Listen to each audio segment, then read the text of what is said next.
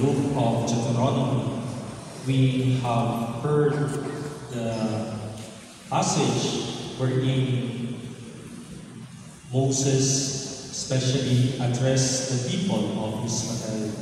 Hear, O Israel, this is what is called the Shema Israel. Hear, O Israel, ang pinakatugol lalo na sa banwaan ng Israel na pigdiyan ang Diyos. And mahalaga po nun para sa kanila ang tugol ng mahal na Diyos. The law, especially for them, means life. If you would observe from the Israelites as they start their own community, ang mga tugon maoan padagos na nagigiya sa kanila, nagpuputingin para sa kanila. Tanganing sa loob ng komunidad, magiging sarayo, asin, warak sin kiriran, warak sin dapol na pagsuruhan. And this is the main role of the laws.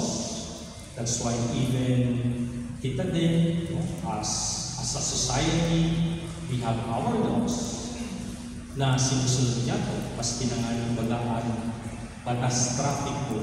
Kung di kita magsunod sa batas trapiko, magbabaranggaan ang mga sakayan. Mahalaga po nun ang mga batas na sa tuyang na sinusunod. And even the church, we have our own law. Ang tinatawag na canon law, nagigiyahan magpagapitasyon bilang sayo na simbahan, tigsusunod niya ito.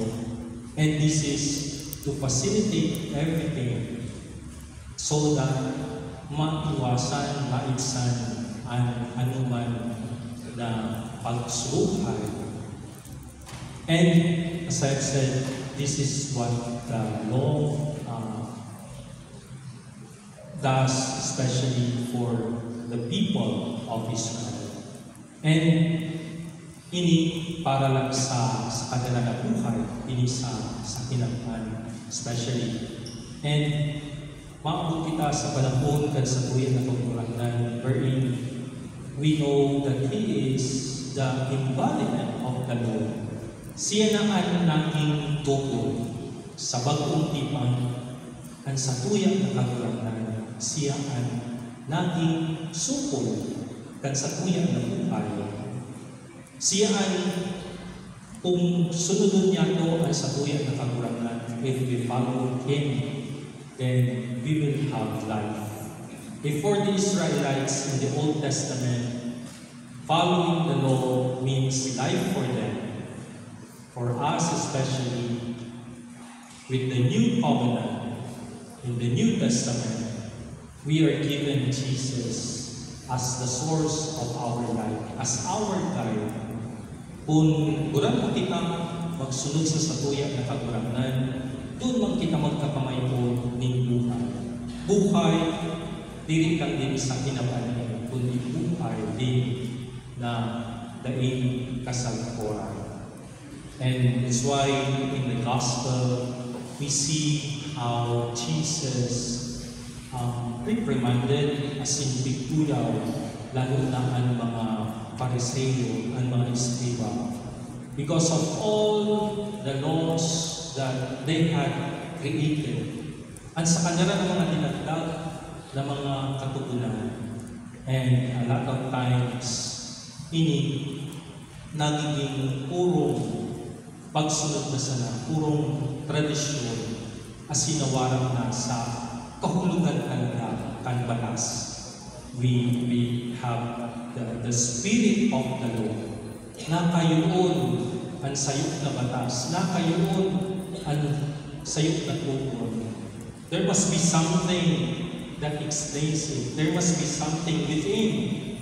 Mayroon sing pinagbabasihan niyo na lambang tukol o lambang batas. And Jesus is telling us in today's gospel, a lot of times, it's just only to show something. Diri man nakaugat kung ano talaga ang yun ang kaburot sintaw.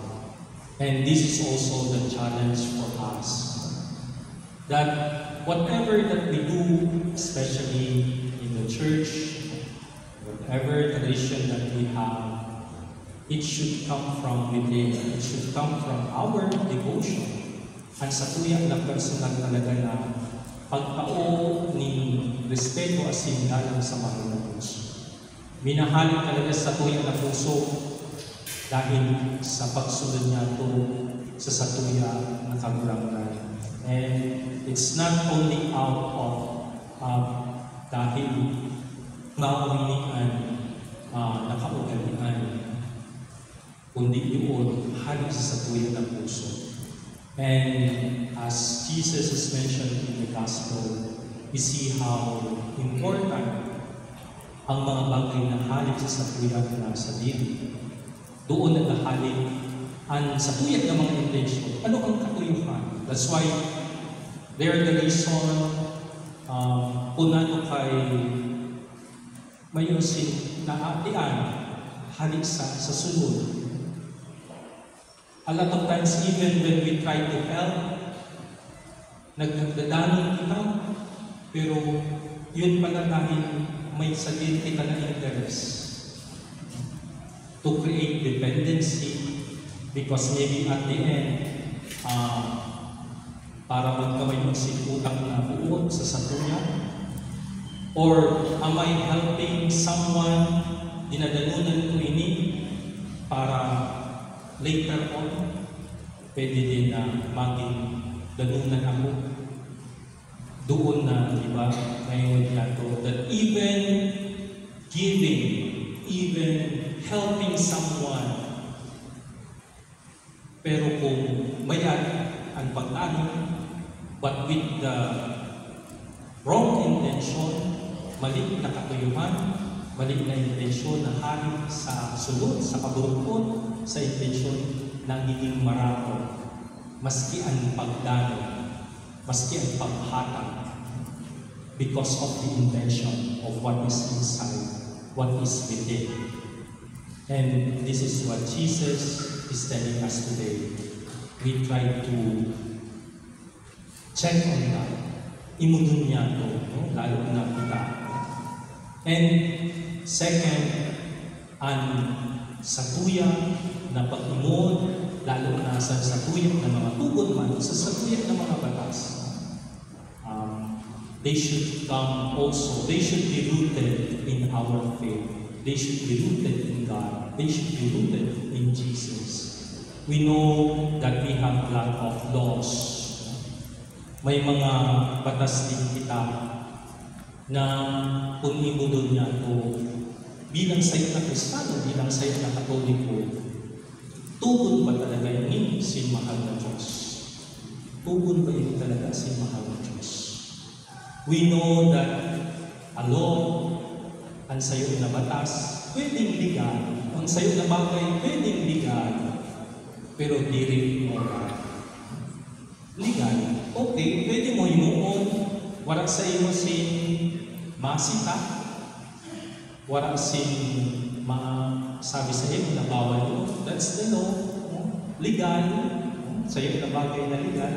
But moral ba yun? Tama ba sa batasan Diyos? Tama ba o susog ba sa tugon sa mahal ng Diyos? We have laws. May mga batas kita na dahil batas legal pero diri man moral. And that's what we are also challenged to look at, especially as Christians, as Catholics, especially siguro aplikasyon sa Ebanghelyo na may kita mo niya. Ini ang napulaon na kaagyatan lalo na para sa buhay. So as we continue this Mass, we ask for these graces.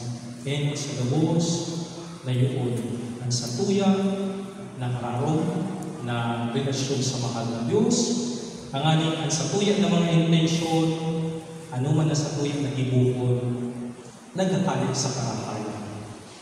And second, nalugod as Catholics, as Christians, we know, we would be able to know and evaluate ang mga tugon, ang mga batas na may umpila ng aming ini susubli sa tugon ni Mahal na Diyos, sa kabulungkod ni Mahal na Diyos. We all stand.